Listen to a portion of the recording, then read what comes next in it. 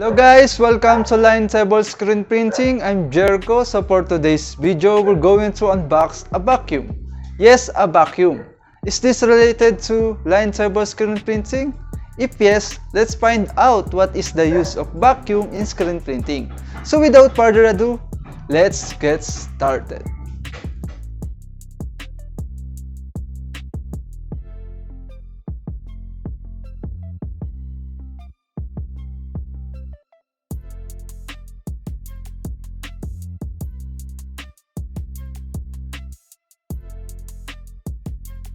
Before I start explaining what is the use of vacuum in screen printing, let's unbox it first. This is Stanley Portable Wet and Dry Vacuum. The power of this machine is 900 watts and it can store up to 2.5 gallon or 9.5 liters. So let's start to open the box.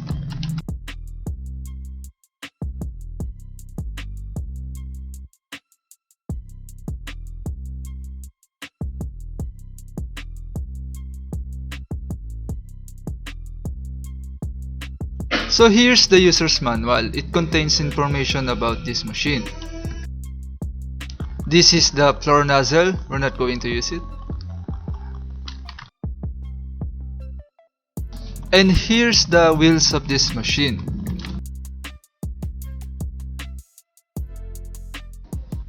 So this is the vacuum machine. Now let's put the wheels.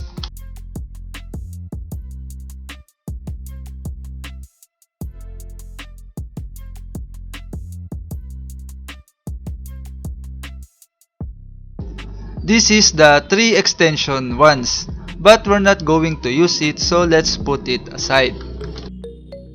Now we're going to set up this. While he set up this, I'm going to explain what is the use of this vacuum machine in screen printing. We're going to use this in our DIY exposure box.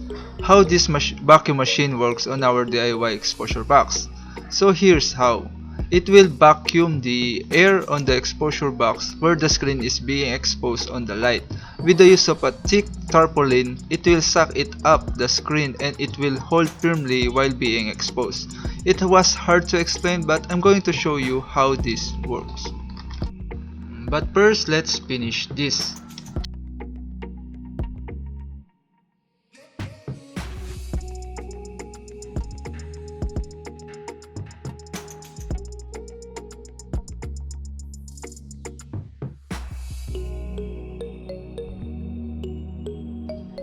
Now we are done, so let's expose the screen and let's see how this works.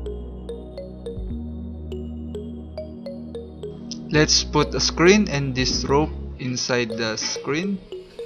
This rope will help to suck it up the air fast inside of the screen. So let's turn on the vacuum.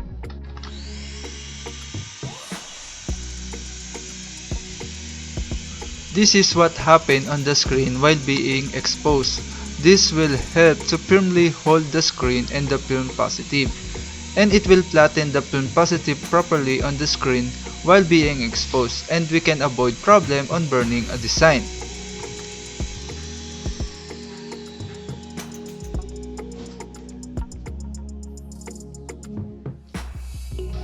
After exposing the design, we can now wash out the screen to remove the exposed area of the screen.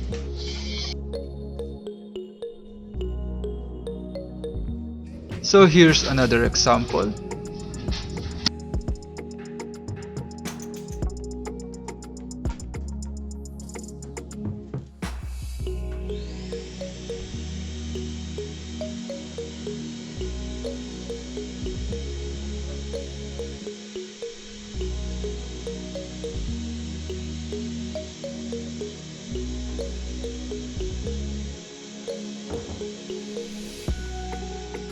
So guys, if you like to know how to build this DIY exposure box, we have a separate video about that. So if you are interested, I will put the link in the description so you can watch it. Thank you very much guys.